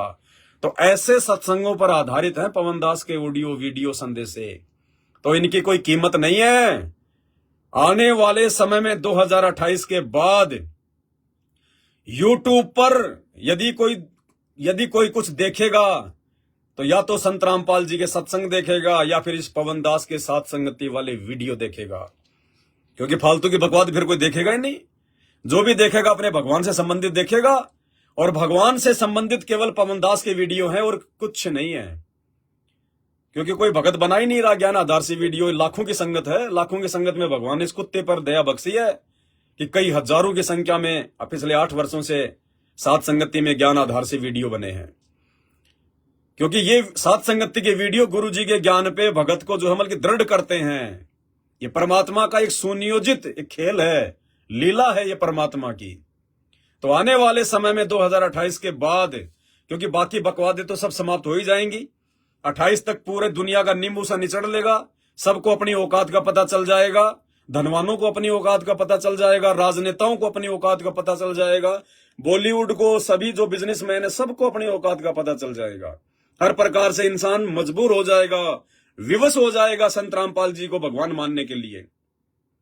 और उसके बाद उनके नियम है, ये फिल्में, TV serial, match, cartoon, Bollywood, Hollywood ये नहीं देखना। तो कौन देखेगा ये बकवादें? ना कोई यूट्यूब पे देखेगा, ना कोई फेसबुक पे देखेगा। तो उसके बाद क्या देखेंगे वो? संत रामपाल जी के सत्संग, और सत्संगों के ऊपर दृढ़ बनाने के लिए साध संगति के वीडियो, और दूसरी कोई चीज नहीं चलेगी। ये नोट कर लेना, ये चीजें आज नोट कर लियो। तो भाई इस पवनदास, इस कुत्ते से, क्योंकि मुझ पर परमात्मा का मेहर है, आशीर्वाद है। दुनिया चाहे मेरी दुश्मन बन जाए, मेरी कितना ही जो है मेरे से नाराज हो जाए, लेकिन मेरे ऊपर सतगुरु राजी है, सतगुरु। और जिसके ऊपर उसका गुरु राजी है, उसका गुरु मेहरबान है, तो दुनिया उसका कुछ नहीं बिगाड़ सकती। अरे काल उसका कुछ नहीं बिगाड़ सकता, तो ये दुनिया तो काल के अधीन है, वो क्या बिगाड़ लेगी। तो भाई पवनदास से राग द्वेष ईर्ष्या करने का मतलब है अपनी कब्र खुद खोदना, अपनी कब्र खोदना। ये नोट करके रख लेना। दास आया तो कोई शंका के समाधान के लिए था, जो भगत भाई बहनों ने भेजी थी, लेकिन अभी बीच में एक भाई का कोई मैसेज आ गया था व्हाट्सएप पे, इसलिए दास ने थोड़ा सा भाई बहनों को ये बातें बताना ये उचित है। तो कोई बात नहीं भाई और बहनों, इसलिए दास की प्रार्थना है, फालतू की बकवादों में हमें ध्यान नहीं देना है। काल तो हमारे को डिस्टर्ब करने का पूरा प्रयास करेगा। आप अब देखो वो डिस्टर्ब भी कर रहा है। व्हाट्सएप के ग्रुपों में झूठा सत्सेवक बन के जुड़कर वहां से नंबर निकाल के अपना कितना समय बर्बाद कर रहा है नालायक। फिर नया ग्रुप बना के मेरे नाम से फिर आप लोगों को जोड़ के फिर मैसेज डाल रहा है मेरे खिलाफ। तो ये परीक्षा होती है, ये परीक्षा चल रही है। आप में से कितने लोग डगमग होंगे, कितने लोग टूटेंगे। तो भाई इसमें पवनदास का कोई रोल नहीं है। पवन दास किसी के खिलाफ कुछ नहीं बोलेगा, ना उनकी वीडियो पे मैं कोई मतलब वीडियो बनाऊंगा, क्योंकि मैं परमात्मा के दिए गए इन साधनों का दुरुपयोग नहीं कर सकता फालतू के लोगों के ऑडियो वीडियो के ऊपर जो मतलब की चर्चाएं करके। मुझे भगवान की महिमा के लिए जीभ मिली है, भगवान की महिमा के लिए मुझे मोबाइल सोबाइल ये सारी चीजें मिली हैं, और ये सारी चीजें भगवान ने अपने बच्चों की सेवाओं से उपलब्ध करवाई है। तो भाई उन भगवान के उन भक्तों के कर्म नहीं फोड़ सकता मैं। एक बहुत बड़ी जिम्मेदारी इस दास को दी है। मेरे यहां से अगर एक भी कोई गलत काम होता है तो अकेले मेरे कर्म नहीं फूटते, लाखों साथ संगत से जुड़े हुए भगत भाई बहनों के कर्म फूटते हैं। इसलिए दास को गुरुदेव के आशीर्वाद से विशेष सावधानी से चलना पड़ता है। इसलिए परमात्मा कहते हैं सिंह सूरमा शेर है। जो भगवान का भगत होता ना वो सिंह होता है, सिंह शेर सूरमा। तो कहते हैं सिंह सूरमा शेर हैं, वो गरजे और गाजे, और ये बाकी दुनिया तो भेड़ है बिद के और बाजे। तो भाई ऐसी गंदगियों को आप ना छेड़ा करो। कोई ऐसा मैसेज आता है तो ये आपकी परीक्षा है, आपने क्या रिएक्शन करना है। और वैसे भी हमने फालतू की वीडियो तो देखने ही नहीं है। परमात्मा ने 2-3 दिन पहले सभी भाई बहनों को संकल्प जो है करवा दिया है, मोबाइल पे, यूट्यूब पे, फेसबुक पे दुनियादारी के फालतू के वीडियो ना देखने के लिए। तो दास तो देखता ही नहीं है, खोलता ही नहीं है। दास को तो देखते पता चल जाता है। क्या आपको टाइटल से पता नहीं चलता? क्या आपको थंबनेल देखने से, किसी भी वीडियो का आपको ऊपर का फोटो देखने से नहीं पता चलता कि ये परमात्मा का है, साथ संगति का है, या फिर ये बकवाद करने वालों का है? तो खोलते क्यों आप लोग उन वीडियो को? उस गंदगी को देखते क्यों हो भाई आप? भाई जैसा देखोगे वैसे तुम्हारे विचार होंगे, जैसा देखोगे तुम्हारे वैसे ही विचार होंगे। परमात्मा ने हमें नाम दीक्षा लेने के बाद क्या बताया? कबीर कथा करो करतार की, सुनो कथा करतार, आन कथा सुनिए नहीं कहे कबीर विचार। संत रामपाल जी भगवान जब हमें नाम दीक्षा देते हैं उसके बाद ये वाणी परमात्मा हमें क्यों बताते हैं? मालिक इसलिए बताते हैं कि ये बच्चे अभी नए नए हैं, ज्ञान इनको अभी इतना समझ में आया नहीं है, और बीच में यदि ये किसी दूसरे नकली साधु संतों के ऑडियो वीडियो देखेंगे तो ये जो है भ्रमित हो सकते हैं। इसलिए परमात्मा ने हमें जो है मतलब पाबंद किया कि भैया कथा करो करतार की, सुनो कथा करतार, आन कथा सुनिए नहीं। आन यानी किसी और के वीडियो नहीं देखना, किसी और साधु संतों के जो है वो सत्संग नहीं देखना। आन कथा सुनिए नहीं कहे कबीर विचार। तो दास की तो प्रार्थना है, जब आपको भगवान के सत्संग देखने को मिल रहे हैं, ऊपर से आपको पता है कि ये पवन दास क्या कर रहा है, साथ संगति के इतने वीडियो बन चुके हैं, लाइव आते हैं, उसके अलावा दुनिया की गंदगी को देखने में क्या मजा आता आप लोगों को? आपके अंदर वही कुविचार भरे जाएंगे। ये मेमोरी कार्ड है, मेमोरी कार्ड, इसमें जो देखोगे जो भरोगे इसमें वही निकलेगा। तो दास तो भाई देखता ही नहीं है, चाहे मेरे को आप किसी का चाहे भेजो ना भेजो। दास तो केवल अपने परमात्मा का सत्संग और सत्संगों को आधार बनाकर गुरुदेव से प्रार्थना करके, सत्संग सुनने से पहले उनको दंडवत करके परमात्मा से प्रार्थना करता हूं, अरदास करता हूं कि परमात्मा इसमें ऐसा कोई पॉइंट दो जिसके ऊपर हम साथ संगति कर सके, हमारा विश्वास आपके चरणों में और अधिक जो है वो दृढ़ हो। तो दास को तो मेरे भाई अपने गुरुदेव के सत्संग सुनने से और अपने गुरुदेव के सत्संगों के ऊपर ज्ञान आधार से, उन्हीं के द्वारा बख्शी सद्बुद्धि आधार से भाई शंका समाधान की वीडियो बनाने से ही फुर्सत नहीं मिलती। दुनिया की बकवादे देखने में तो भाई कहां इतना समय हमारा। और भाई जो देखेगा वो भ्रमित होगा, वो बिगड़ेगा, वो जाने, उसका काम जाने। मेरी जिम्मेदारी नहीं है, संगत को संभाल के रखना मेरी जिम्मेदारी नहीं है, मेरी ठेकेदारी नहीं है भाई।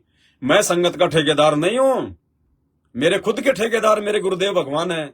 मैं तुम्हारा कहां से ठेका ले लूंगा? और जिसने संगत का ठेका लिया है वो गधा बनेगा, क्योंकि काल उसके पीछे लगेगा। तो केवल आपका जो शिष्य धर्म है वो निभाओ। प्रथम शिष्य धर्म है अपनी भक्ति करना, और दूसरा उस ज्ञान आधार से अपने भगत भाई बहनों को समझाना, बैठाना, साथ संगति करना। बस दास की ये ड्यूटी है। बाकी भाई मेरे पास मत भेजा करो किसी की भी जो है बकवाद। मैं बकवाद देखता ही नहीं, हमने बकवाद देखना छोड़ दिया साथ संगत वालों ने। और जिसको जैसा समझ में आ रहा है वो वैसा करे, हमें मतलब नहीं है। हमें साथ संगति में कोई भीड़ इकट्ठा नहीं करना है। परमात्मा नहीं चाहता कि साथ संगति में भीड़ इकट्ठी हो, वरना यहां भी वो मैनेजमेंट वाला हाल हो जाएगा। यहां भी मैनेजमेंट वाली वो गंदगी शुरू हो जाएगी जो उन सतलोक आश्रमों में हो रही है। इसलिए भैया साथ संगति में परमात्मा केवल अपने हीरे मोती लाल को ही जोड़कर रखेगा। फालतू का जो कचरा होता है किसी न किसी बहाने परमात्मा उसको निकाल देगा। तो इस प्रकार के फालतू के लोग जो ऑडियो वीडियो भेजते हैं ना, उन ऑडियो वीडियो को देखकर जो कचरा होगा उसके मन में फालतू में शंका पैदा हो जाएगी और वो जो है निकाल देगा। परमात्मा उसको साथ संगतियों से निकाल देगा और वो कचरे में जाके मिल जाएगा। तो यहाँ तो भाई हीरे मोती लाल चाहिए परमात्मा को, बकवाद करने वाले नहीं चाहिए। तो चलो भाई बहन की शंका पे हम फिर डिस्कस कर लेंगे। आज के वीडियो में केवल इतना ही। बंदी छोड़ सतगुरु रामपाल जी परमेश्वर जी की जय हो।